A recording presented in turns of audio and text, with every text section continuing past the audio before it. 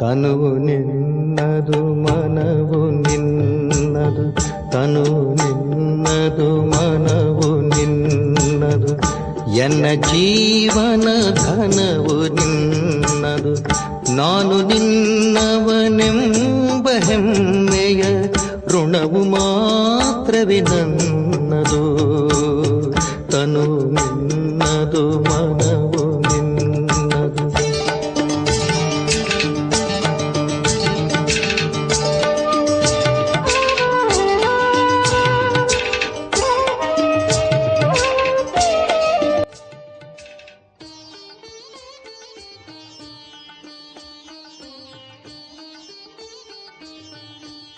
ಓಂ ಶಾಂತಿ.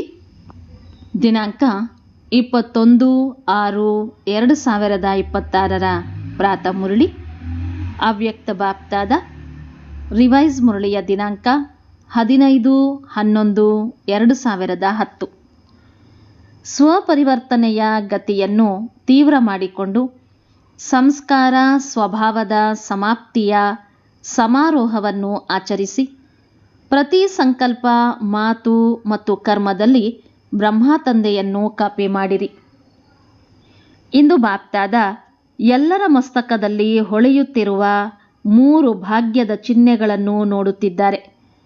ಒಂದಾಗಿದೆ ತಂದೆಯ ಮೂಲಕ ಪಾಲನೆಯ ಭಾಗ್ಯ, ಎರಡನೆಯದ್ದಾಗಿದೆ ಶಿಕ್ಷಕನ ರೂಪದಲ್ಲಿ ಶಿಕ್ಷಣದ ಭಾಗ್ಯ, ಮೂರನೆಯದ್ದು ಸದ್ಗುರುವಿನ ಮೂಲಕ ವರದಾನಗಳ ಭಾಗ್ಯ.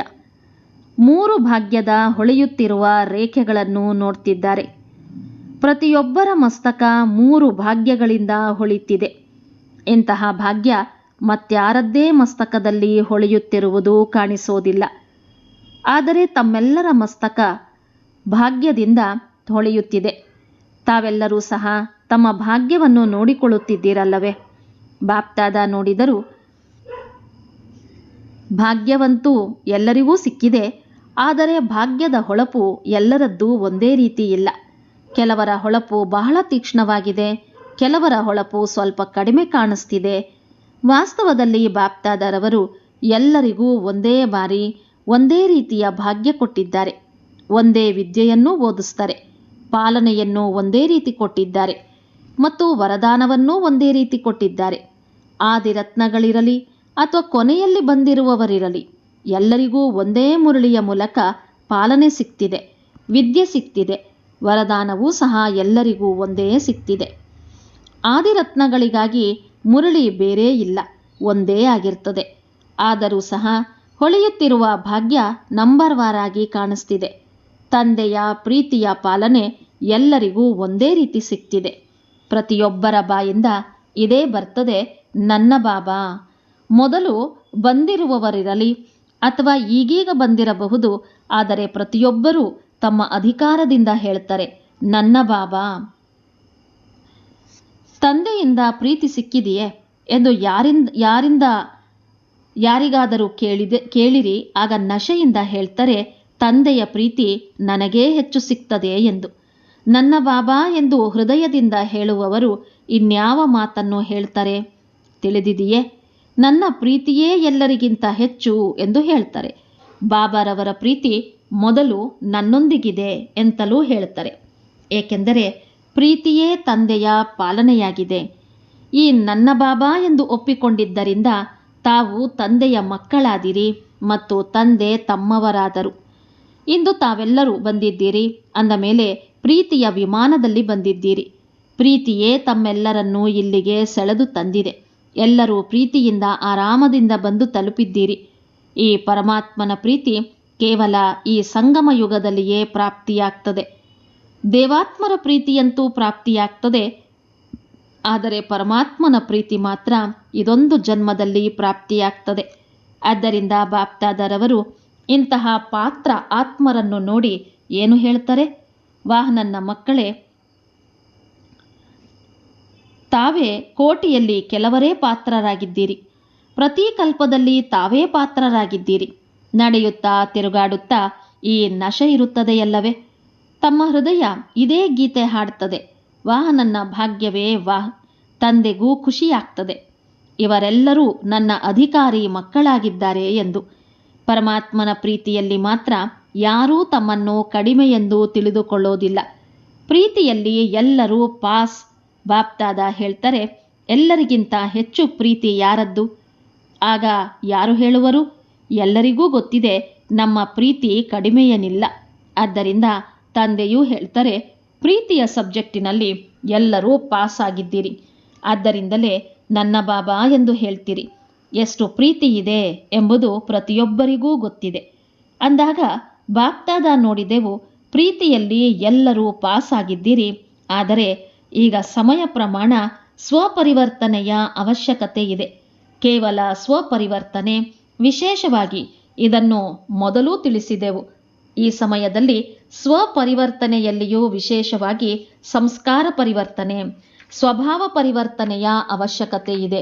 ಅಂದ ಮೇಲೆ ಸ್ವಪರಿವರ್ತನೆಯ ಗತಿ ತೀವ್ರವಾಗಬೇಕಾಗಿದೆ. ಮಾಡುತ್ತಿದ್ದೀರಿ, ಗಮನವೂ ಇದೆ.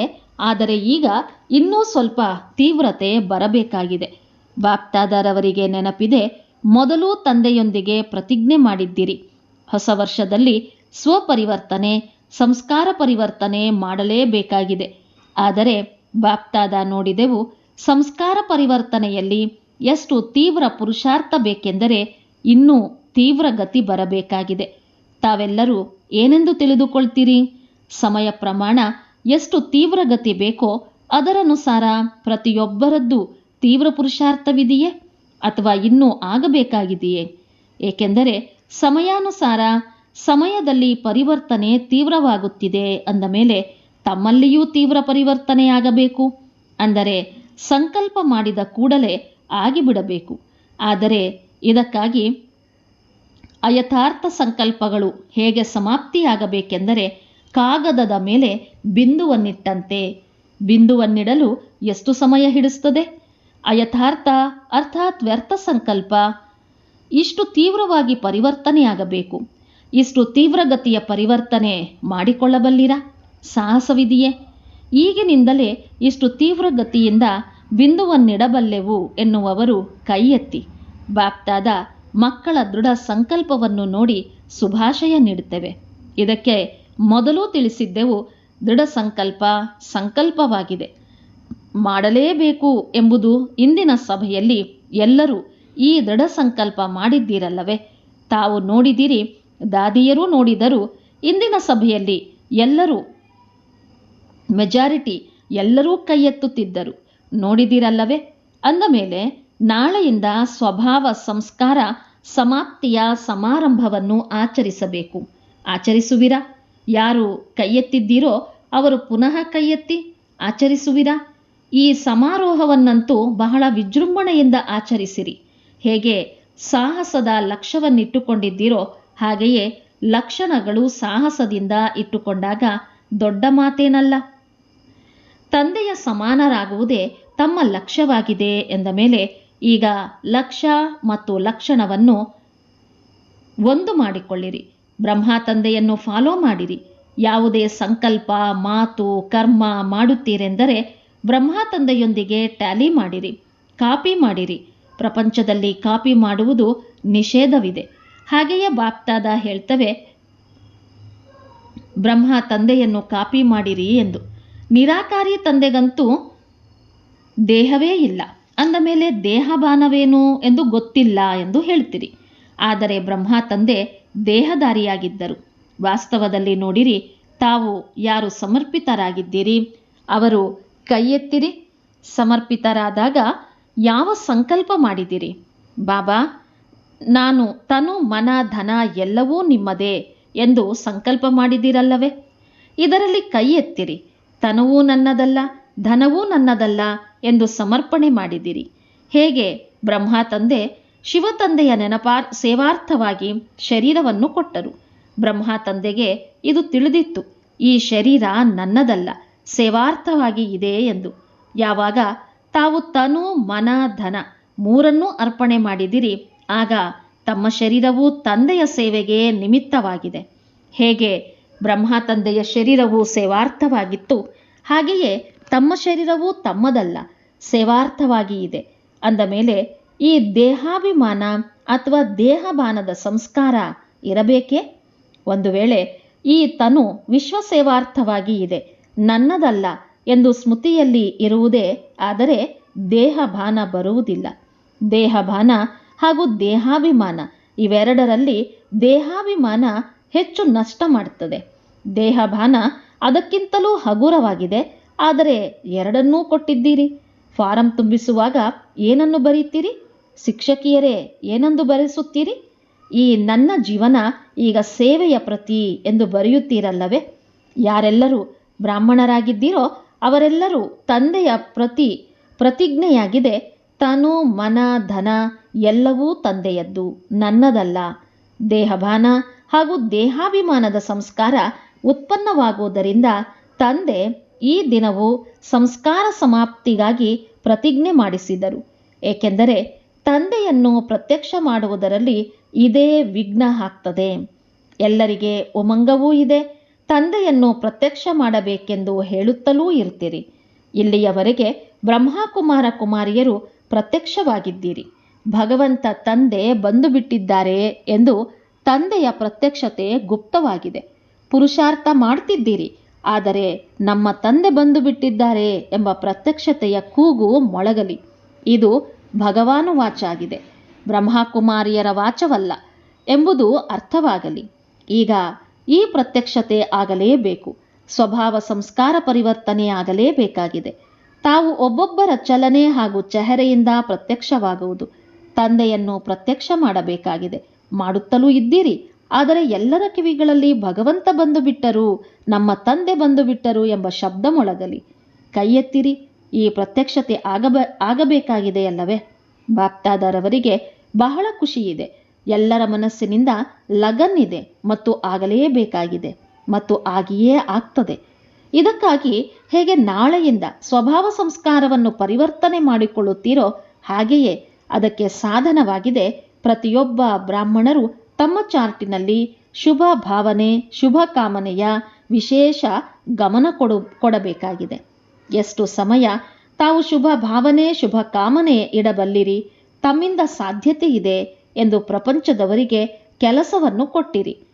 ಅಂದ ಮೇಲೆ ತಾವಂತೂ ಅವಶ್ಯವಾಗಿ ಇಡಬಲ್ಲಿರಿ. ಶುಭ ಭಾವನೆ, ಶುಭ ಕಾಮನೆ ಇಲ್ಲದಿರುವ ಸಮಯದಲ್ಲಿಯೇ ಅನ್ಯರ ಪ್ರತಿ ಸ್ವಭಾವ ಸಂಸ್ಕಾರಗಳ ಘರ್ಷಣೆಯಾಗ್ತದೆ. ಆದ್ದರಿಂದ ಅಮೃತ ವೇಳೆಯಿಂದಲೇ ಈ ಸಂಕಲ್ಪ ಮಾಡಿ, ನಾನು ಪ್ರತಿಯೊಂದು ಆತ್ಮದ ಪ್ರತಿ ಶುಭ ಭಾವನೆ, ಶುಭ ಕಾಮನೆ ಇಡಲೇಬೇಕು ಎಂದು. ಆಗ ಪರಿವರ್ತನೆ ಆಗಲೇಬೇಕೆಂಬ ಸಂಕಲ್ಪವನ್ನು ಪೂರ್ಣ ಮಾಡಬಲ್ಲಿರಿ. ಮಾತುಗಳು ಬರ್ತವೆ. ಮಾತುಗಳ ಕೆಲಸವಾಗಿದೆ ಬರುವುದು. ಇದು ಮಾಯೆಯಲ್ಲವೇ? ಆದರೆ ತಮ್ಮ ಕೆಲಸವಾಗಿದೆ ವಿಜಯ ಪ್ರಾಪ್ತಿ ಮಾಡಿಕೊಳ್ಳುವುದು. ಆದ್ದರಿಂದ ನಾಳೆ ಪರಸ್ಪರ ಯಾರು ನಿಮಿತ್ತರಾಗಿದ್ದೀರೋ ಎಲ್ಲರೂ ಸೇರಿ ವಾರ್ತಾಲಾಪ ಮಾಡಿ, ಯಾವ ಸಂಕಲ್ಪ ಮಾಡಿದ್ದೀರೋ ಅದನ್ನು ಹೇಗೆ ಪ್ರತ್ಯಕ್ಷದಲ್ಲಿ ತರುವುದು ಎಂಬುದರ ಬಗ್ಗೆ ಚರ್ಚೆ ಮಾಡಿರಿ. ಫಿನಿಶ್. ಬಿಂದುವನ್ನಿಟ್ಟು ಬಿಡಿ. ಕೈ ಎತ್ತಿದ್ದೀರಲ್ಲವೇ? ಮುಂದೆ ಇರುವವರು ಕೈ ಎತ್ತಿದ್ದೀರಿ. ಆದರೆ ತಾವು ನಿಮಿತ್ತರಾಗಲೇಬೇಕಾಗಿದೆ. ಹೇಗೆ ಬ್ರಹ್ಮ ತಂದೆಯ ಮುಂದೆ ಮೊದಲು ಎಷ್ಟು ಪ್ರಕಾರದ ಸಂಸ್ಕಾರದವರು ಮುಂದೆ ಬಂದರು. ಬ್ರಹ್ಮ ತಂದೆ ಎಷ್ಟೊಂದು ಸಂಸ್ಕಾರಗಳ ಆಟವನ್ನು ನೋಡಿದರು. ಆದರೆ ತಂದೆಯ ಸಹಯೋಗದಿಂದ ಮುಂದೊರೆಯುತ್ತಾ ಅನ್ಯರನ್ನು ಮುಂದರಿಸುತ್ತಿದ್ದರು.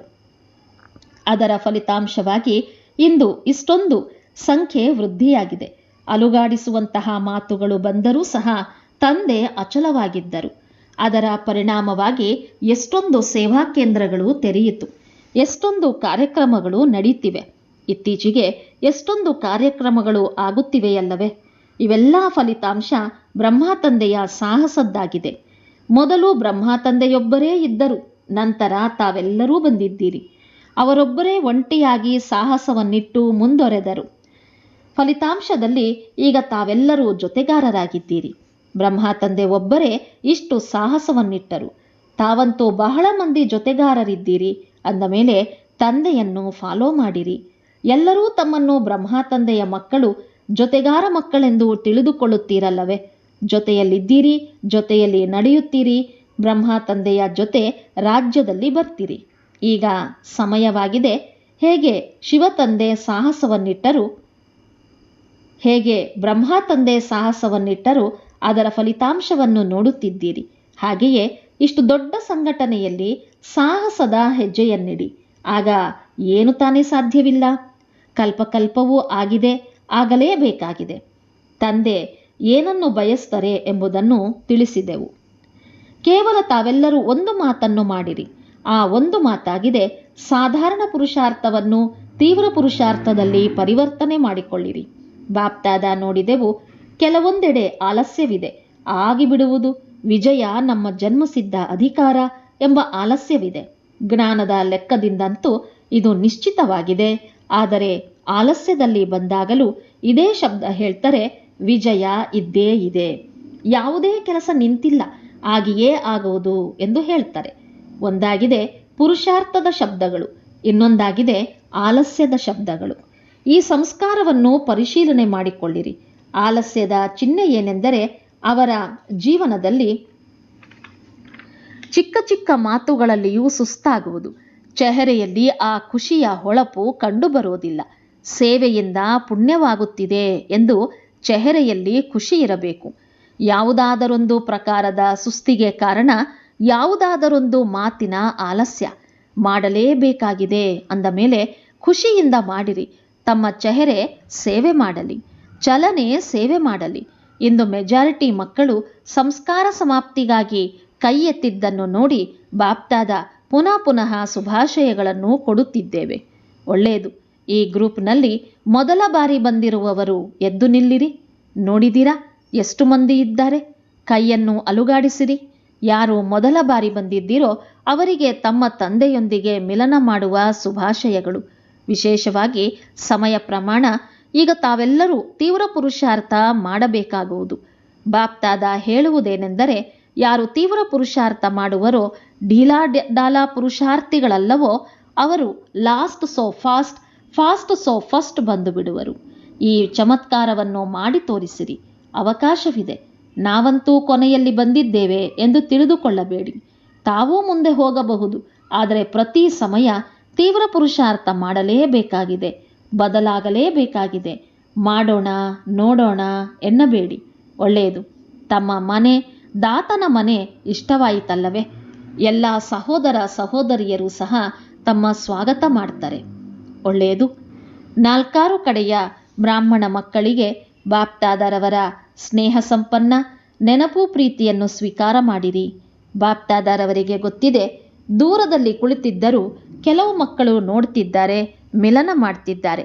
ಆ 4 ಕಡೆಯ ಮಕ್ಕಳಿಗೆ ಬಾಪ್ದಾದ ಇದನ್ನೇ ಹೇಳ್ತೇವೆ, ಹೇಗೆ ಈಗ ಎಲ್ಲರೂ ಸೇರಿ ಸಂಸ್ಕಾರ ಸಮಾಪ್ತಿಯ ಕೈಯನ್ನೆತ್ತಿದ್ದೀರಿ, ತಾವೆಲ್ಲರೂ ಸೇರಿ ಒಂದೇ ಸಂಸ್ಕಾರ ರೂಪಿ ಕೈಯನ್ನು ಎತ್ತುತ್ತಿದ್ದೀರಿ. ನಾವೆಲ್ಲರೂ ಒಂದಾಗಿ ಸಮಾಪ್ತಿಯ ಸಮಯವನ್ನು ಸಮೀಪ ತರೋದಕ್ಕಾಗಿ ಈ ಸಂಕಲ್ಪ ಮಾಡ್ತಿದ್ದೇವೆ. ಮತ್ತು 4 ಕಡೆ ಸಮಯದೊಳಗೆ ಬ್ರಹ್ಮ ತಂದೆ, ಶಿವ ತಂದೆ ಇಬ್ಬರನ್ನೂ ಪ್ರತ್ಯಕ್ಷ ಮಾಡ್ತೇವೆ. ನಮ್ಮ ತಂದೆ ಬಂದು ಬಿಟ್ಟರು ಎಂದು ಎಲ್ಲರ ಮುಖದಲ್ಲಿ ಪ್ರತ್ಯಕ್ಷವಾಗಲಿ. ಈ ವರ್ಷದಲ್ಲಿ ಇದೇ ದೃಢ ಸಂಕಲ್ಪವನ್ನಿಟ್ಟುಕೊಳ್ಳಿರಿ. ತಂದೆಯನ್ನು ಪ್ರತ್ಯಕ್ಷ ಮಾಡಲೇಬೇಕಾಗಿದೆ. ಅರ್ಧ ಕೆಲಸವಂತೂ ಮಾಡಿದ್ದೀರಿ. ತಂದೆ ಮಕ್ಕಳನ್ನು ವಿಶ್ವದ ಮುಂದೆ ಪ್ರತ್ಯಕ್ಷ ಮಾಡಿದ್ದಾರೆ. ಈಗ ಮಕ್ಕಳ ಕಾರ್ಯವಾಗಿದೆ ಭಗವಂತ ಬಂದು ಬಿಟ್ಟರು. ಈ ಶಬ್ದ ವಿಶ್ವದ ಒಂದೊಂದು ಮಗುವಿನವರೆಗೆ ತಲುಪಿಸಬೇಕು.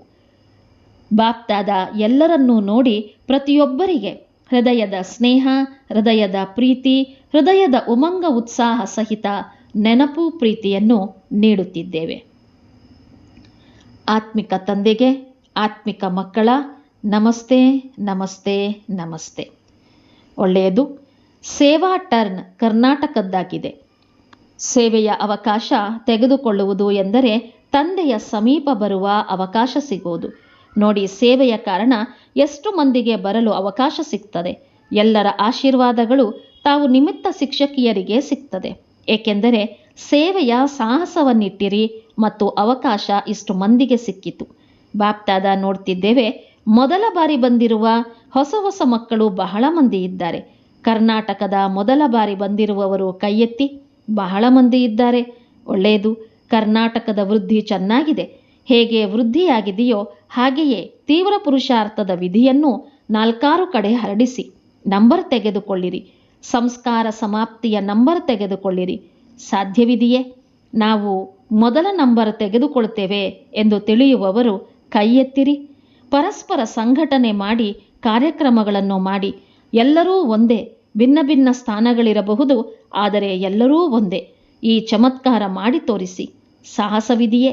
ಬಾಪ್ದಾದರವರ ಬಳಿ ಸಮಾಚಾರವಂತೂ ಬರುತ್ತಿರುತ್ತದೆ. ಆದ್ದರಿಂದ ಮಧುಬನಕ್ಕೆ ಪ್ರತಿ ತಿಂಗಳು ತಮ್ಮ ಪರಿವರ್ತನೆಯ ಸಮಾಚಾರವನ್ನು ಬರೆಯಿರಿ. ಬರೆಯುತ್ತೀರಲ್ಲವೇ? ಪ್ರತಿ ತಿಂಗಳದ್ದು ಬೇಕು. ಕಳೆದದ್ದು ಕಳೆದು ಹೋಯಿತು, ಈಗ ನಂಬರ್ 1 ಆಗಿ ತೋರಿಸಿ. ಒಳ್ಳೆಯದು. ಬಾಪ್ದಾದ ನೋಡಿದೆವು, ಸೇವೆ ಚೆನ್ನಾಗಿದೆ, ಈಗ ಸಂಘಟನೆ ನೋಡಲು ಬಯಸ್ತೇವೆ, ಉದಾಹರಣೆಯಾಗಿರಿ. ಇದಕ್ಕೆ ರೆಡಿಯಾಗಿದ್ದೀರಾ? ಕೈ ಎತ್ತಿರಿ. ತಾವು ನೋಡುವಿರಿ, 1 ತಿಂಗಳಿನಲ್ಲಿ ಫಲಿತಾಂಶ ಬರುವುದು. ಒಳ್ಳೆಯದು. ಬಹಳ ಬಹಳ ವಿಶೇಷ ನೆನಪು, ಪ್ರೀತಿ. ವರದಾನ: ಸಂಪೂರ್ಣ ಸಮರ್ಪಣೆಯ ವಿಧಿಯ ಮೂಲಕ ನನ್ನದೆಂಬ ಅಧಿಕಾರವನ್ನು ಸಮಾಪ್ತಿಗೊಳಿಸುವ ಸಮಾನ ಜೊತೆಗಾರ ಭವ. ತಮ್ಮ ಪ್ರತಿಜ್ಞೆ ಇದೆ, ಜೊತೆ ಇರ್ತೇವೆ, ಜೊತೆಯಲ್ಲಿ ಹೊರಡುತ್ತೇವೆ ಹಾಗೂ ಜೊತೆಯಲ್ಲಿ ರಾಜ್ಯಾಡಳಿತ ಮಾಡುತ್ತೇವೆ. ಈ ಪ್ರತಿಜ್ಞೆಯನ್ನು ನಿಭಾಯಿಸಬೇಕೆಂದರೆ ಜೊತೆಗಾರ ಸಮಾನವಾಗಿ ಇದ್ದಾಗಲೇ ನಿಭಾಯಿಸಬಹುದು. ಸಮಾನತೆ ಸಂಪೂರ್ಣತೆಯಿಂದ ಬರ್ತದೆ. ಎಲ್ಲವನ್ನೂ ಸಮರ್ಪಣೆ ಮಾಡುತ್ತೀರೆಂದರೆ ನನ್ನದು ಅಥವಾ ಅನ್ಯರದ್ದೆನ್ನುವ ಅಧಿಕಾರ ಸಮಾಪ್ತಿಯಾಗುವುದು.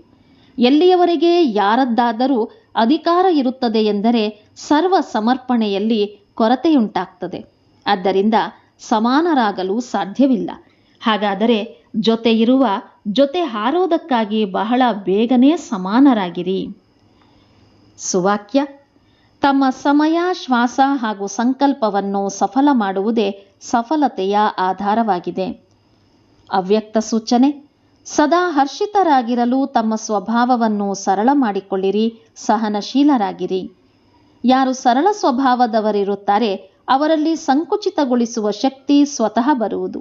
ಸರಳ ಸ್ವಭಾವದವರು ಎಲ್ಲ ಸಹಯೋಗಿ ಮತ್ತು ಸ್ನೇಹಿಯಾಗಿರ್ತಾರೆ ಮತ್ತು ಎಷ್ಟು ಸರಳ ಸ್ವಭಾವದವರಿರ್ತಾರೆ ಅಷ್ಟು ಮಾಯೆ ಕಡಿಮೆ ಎದುರಿಸುತ್ತದೆ.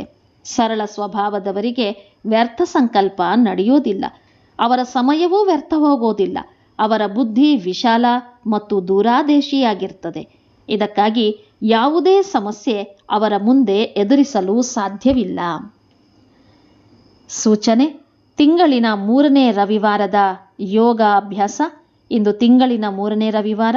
ಎಲ್ಲ ಸಹೋದರ ಸಹೋದರಿಯರ ಸಂಘಟಿತ ರೂಪದಲ್ಲಿ ಏಕತ್ರಿತರಾಗಿ ಸಂಜೆ 6:30ಯಿಂದ 7:30 ತಮ್ಮ ಫರಿಷ್ಠಾ ಸ್ವರೂಪದ ಮೂಲಕ ಅಲೆದಾಡುತ್ತಿರುವ ದುಃಖಿ ಅಶಾಂತಾತ್ಮರಿಗೆ ಸುಖ ಶಾಂತಿಯ ಪವಿತ್ರ ಕಿರಣಗಳನ್ನು ಕೊಟ್ಟು ಅವರಿಗೆ ಆಶ್ರಯದಾತ ಪರಮಾತ್ಮ ತಂದೆಯ ಸ್ಮೃತಿ ಕೊಡಿಸುವ ಸೇವೆ ಮಾಡಿ. ಒಳ್ಳೆಯದು. ಓಂ ಶಾಂತಿ.